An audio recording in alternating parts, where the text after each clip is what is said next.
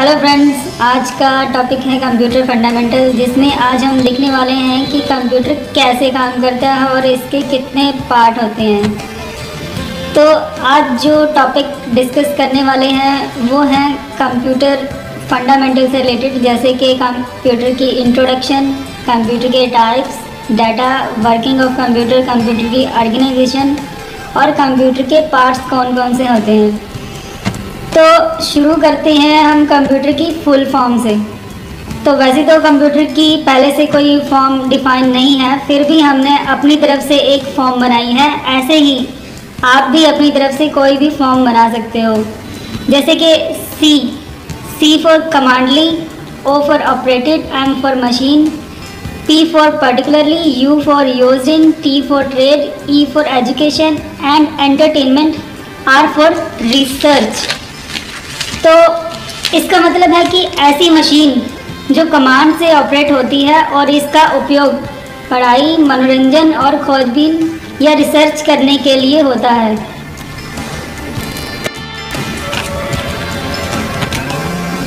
तो चलिए शुरू करते हैं कंप्यूटर की इंट्रोडक्शन से। कंप्यूटर का आविष्कार 19वीं सेंचुरी में चार्ल्स बेबेज द्वारा किया गया था। इन्हें कंप्यूटर का फादर भी कहा जाता है। कंप्यूटर वर्ड आया है कंप्यूट नाम के शब्द से, जिसका मतलब होता है गणना करना या कैलकुलेशन करना, क्योंकि कंप्यूटर बड़ी बड़ी कैलकुलेशन आसानी से कर देता है। तो ये थी इसकी इंट्रोडक्शन। कंप्यूटर के टाइप या प्रकार किस तरह के होते हैं, तो दो प्रकार का होता है कंप्यूटर, जैसे कि एक डेस्कटॉप और एक लैपटॉप कंप्यूटर। डेस्कटॉप कंप्यूटर में सीपीयू, मॉनिटर, कीबोर्ड और माउस सभी अलग अलग होते हैं। लैपटॉप में सभी डिवाइस कॉम्पैक्ट शेप में होते हैं। इसमें कीबोर्ड, माउस, स्क्रीन और स्पीकर एक साथ ही अटैच होती हैं। ज़रूरत पड़ने पर लैपटॉप के साथ अलग से और डिवाइस भी जोड़े जा सकते हैं। देखिए, कंप्यूटर के बारे में जानते हुए हमें डाटा के बारे में पता होना चाहिए।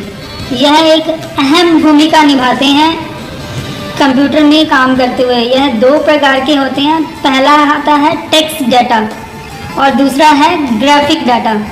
जैसे कि आप देख पा रहे हैं कि टेक्स्ट में सभी अल्फ़ाबेट और नंबर्स आती हैं, जबकि ग्राफिक्स में फ़ोटो, वीडियो, गेम्स आदि आते हैं। अगर हम डाटा की बात कर रहे हैं तो हमें इसके प्रोसेस के बारे में भी पता होना चाहिए कि कंप्यूटर कैसे काम करता है या डाटा का प्रोसेस कैसे होता है। डाटा की प्रक्रिया को हम 3 भागों में बांट सकते हैं। पहला, यूज़र से रॉ डाटा लेना। दूसरा, सीपीयू द्वारा उसे प्रोसेस करना या रिजल्ट निकालना। तीसरा, आए हुए रिजल्ट को आउटपुट डिवाइस पर सेंड करना। आइए इस चार्ट से समझने की कोशिश करते हैं।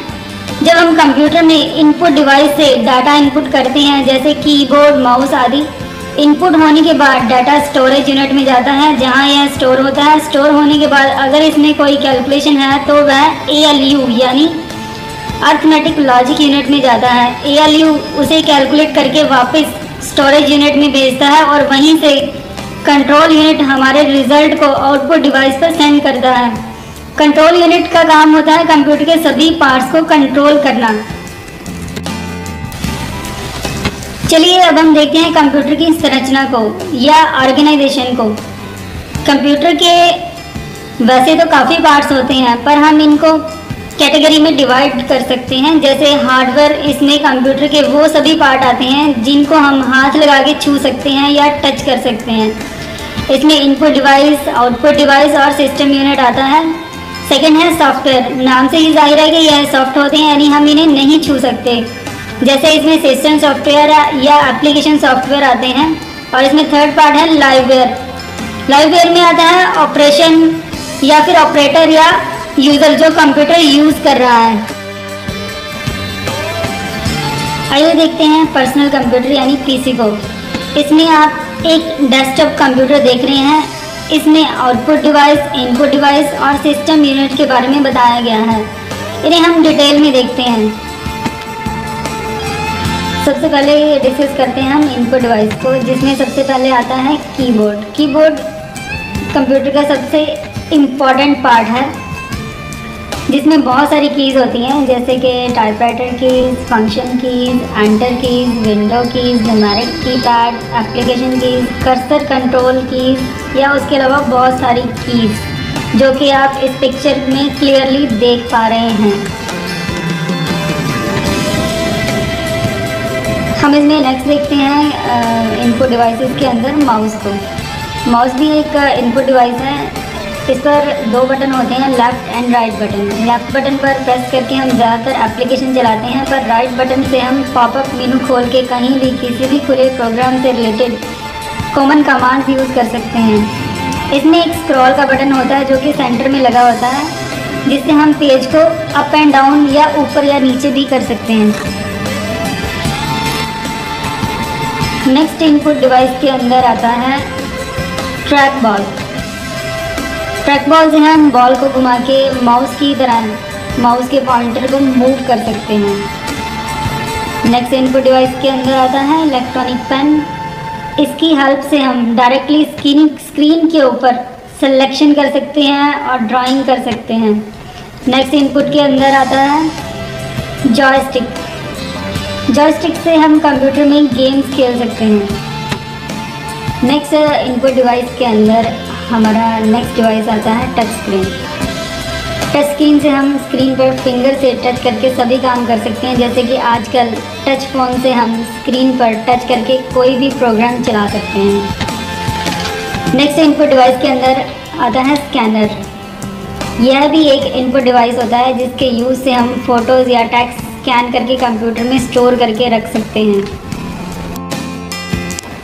इनमें दो तरह के स्कैनर आते हैं, एक फ्लैट बेड स्कैनर होता है और एक हैंडी स्कैनर होता है।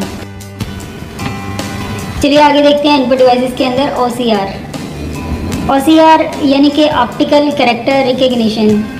इसके ज़रिए हम किसी भी पेज या टेक्स्ट को स्कैन कर सकते हैं और उसे फ़ोटोज़ या टेक्स्ट के रूप में स्टोर करके कंप्यूटर पे रख सकते हैं।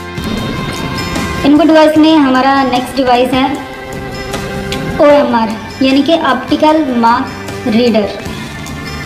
यह भी एक स्कैनिंग डिवाइस है। ये डिवाइस किसी भी पेंसिल या पेन के सिंबल को आइडेंटिफाई करता है। जैसे कभी आपने कोई भी गवर्नमेंट एग्ज़ाम दिया होगा जिसमें एक क्वेश्चन के 4 आंसर्स होते हैं और आंसर्स को पेंसिल से मार्क करना होता है। ऐसी आंसर शीट को OMR मशीन से चेक किया जाता है। इसमें मिनटों में हज़ारों शीट्स चेक की जा सकती हैं। नेक्स्ट इनपुट डिवाइस के अंदर आता है बार कोड रीडर। इसमें डाटा छोटी छोटी लाइंस में प्रिंट किया जाता है। इन लाइंस को बार कोड लाइंस कहा जाता है। इसका यूज़ सुपरमार्केट या मॉल्स में किया जाता है, जहां काफ़ी सारे कस्टमर्स को कम टाइम में बिल प्रिंट करके फ्री कर दिया जाता है। नेक्स्ट इनपुट डिवाइस के अंदर आता है MICR यानी कि मैग्नेटिक इंक कैरेक्टर रिकग्निशन। यह भी OCR डिवाइस की तरह होता है। यह डिवाइस बैंकों में चेक पर प्रिंटिंग के लिए किया जाता है। तो ये थे हमारे सारे इनपुट डिवाइसेस। तो अब डिस्कस करते हैं हम आउटपुट डिवाइसेस को। तो हमारा सबसे पहला आउटपुट डिवाइस है मॉनिटर, LCD या फिर LED। तो मॉनिटर यह एक पॉपुलर डिवाइस है। इसमें CRT यानी कि कैथोड रे ट्यूब का यूज़ होता है, पर आजकल CRT की जगह LCD या LED स्क्रीन भी यूज़ होती हैं। नेक्स्ट हमारा आउटपुट डिवाइस है प्रिंटर। प्रिंटर इसका कार्य भी डाटा को हार्ड फॉर्म में किसी भी पेपर पर प्रिंट करना होता है। वो प्रिंटर भी कई तरह के आते हैं, जैसे पहला है DMP यानी कि डॉट मैट्रिक्स प्रिंटर। ये प्रिंटर अपने नाम की ही तरह डॉट्स में प्रिंट करता है। इनका यूज़ ज़्यादातर बिलिंग या टेक्स्ट प्रिंटिंग में यूज़ होता है। इसमें टाइपराइटर की तरह रिबन का यूज़ होता है। आउटपुट डिवाइस के अंदर अगर हम प्रिंटर की बात कर रहे हैं तो नेक्स्ट इसके अंदर आता है इंकजेट प्रिंटर। यह प्रिंटर फ़ोटो और टेक्स्ट दोनों को प्रिंट करने के काम में आता है। यह इंक को हेड की मदद से पेपर पर कलर की ड्रॉप्स डालकर प्रिंट करता है। सेकेंड आउटपुट डिवाइस में हम देखते हैं लेज़र प्रिंटर को। यह भी एक आउटपुट डिवाइस है। यह प्रिंटर लेज़र बीम द्वारा प्रिंट करता है। इसमें ड्राई इंक यूज़ होती है। इसमें ग्राफिक्स और टेक्स्ट दोनों प्रिंट हो सकते हैं। इसकी प्रिंटिंग स्पीड इंकजेट और डीएमपी दोनों से तेज़ होती है। नेक्स्ट आउटपुट डिवाइस में आती हैं ऑफसेट प्रिंटर्स या फिर प्लॉटर्स। यह भी एक प्रकार के प्रिंटर होते हैं जो कि प्रोफेशनल प्रिंटिंग में यूज़ होते हैं। इसमें बड़ी बड़ी प्रिंटिंग निकाली जाती है। इनमें बैनर प्रिंटिंग और स्टिकर कटिंग आदि किए जाते हैं। तो आइए चलिए हम देखते हैं आगे सिस्टम यूनिट को। तो सिस्टम यूनिट इसमें आता है सीपीयू यानी कि सेंट्रल प्रोसेसिंग यूनिट।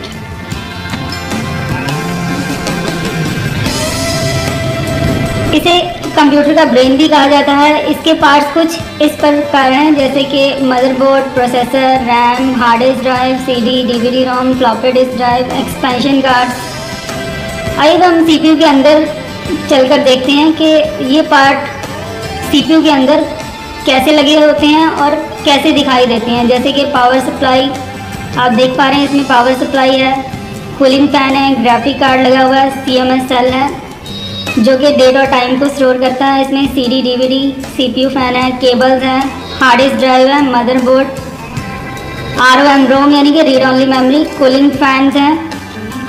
तो ये सीपीयू के अंदर का सारा व्यू था। तो नेक्स्ट हम चलते हैं सिस्टम सॉफ्टवेयर के ऊपर। तो सिस्टम सॉफ्टवेयर क्या होते हैं?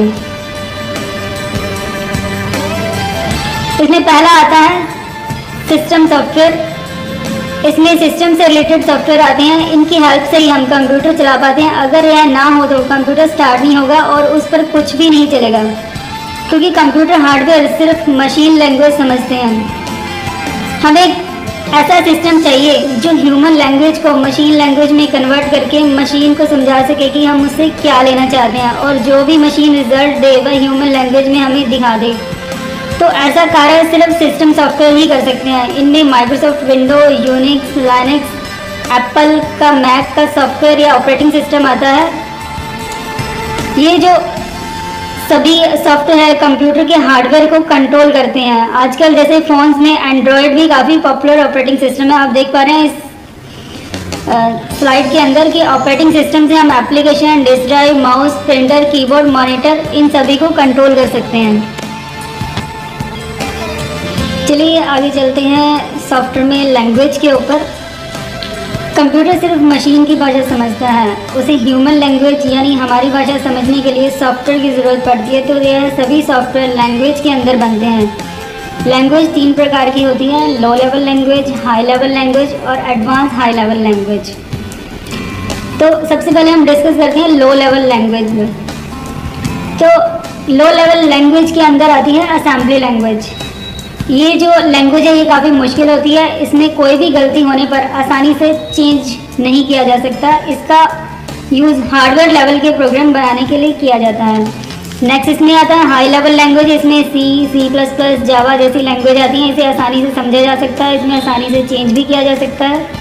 इसके लिए हमें हार्डवेयर की ज़्यादा जानकारी होना ज़रूरी नहीं है। इसका यूज़ एप्लीकेशन सॉफ्टवेयर बनाने के लिए भी किया जाता है। और इसमें नेक्स्ट हमारा है एडवांस हाई लेवल लैंग्वेज। इसमें आती है कुछ एडवांस फीचर। इनमें लैंग्वेज के अंदर कोड लिखने की ज़रूरत नहीं पड़ती। इसमें ग्राफिकली माउस के साथ ही हम प्रोग्राम को डिज़ाइन कर सकते हैं। जैसे हम इसमें एग्जांपल के लिए SQL ले सकते हैं, यानी कि स्ट्रक्चर क्वेरी लैंग्वेज। नेक्स्ट इसमें आता है एप्लीकेशन सॉफ्टवेयर। एप्लीकेशन सॉफ्टवेयर में आते हैं वह सभी सॉफ्टवेयर जो कि हाई लेवल लैंग्वेज में बनाए जाते हैं, जिनको हम इंस्टॉल करके यूज़ कर सकते हैं। जैसे कि MS ऑफिस, ग्राफिक सॉफ्टवेयर हो गए, अकाउंट सॉफ्टवेयर हो गए, म्यूज़िक प्लेयर हो गए या वीडियो प्लेयर हो गई। तो ये थी हमारे कंप्यूटर के बारे में बुनियादी जानकारी, यानी कि फंडामेंटल। अगर यह सब आपको अच्छा लगा तो आप हमारे फेसबुक पेज को लाइक करें और यूट्यूब पर सब्सक्राइब करके और भी इंटरेस्टिंग वीडियो और जानकारी ले सकते हैं। Thank you.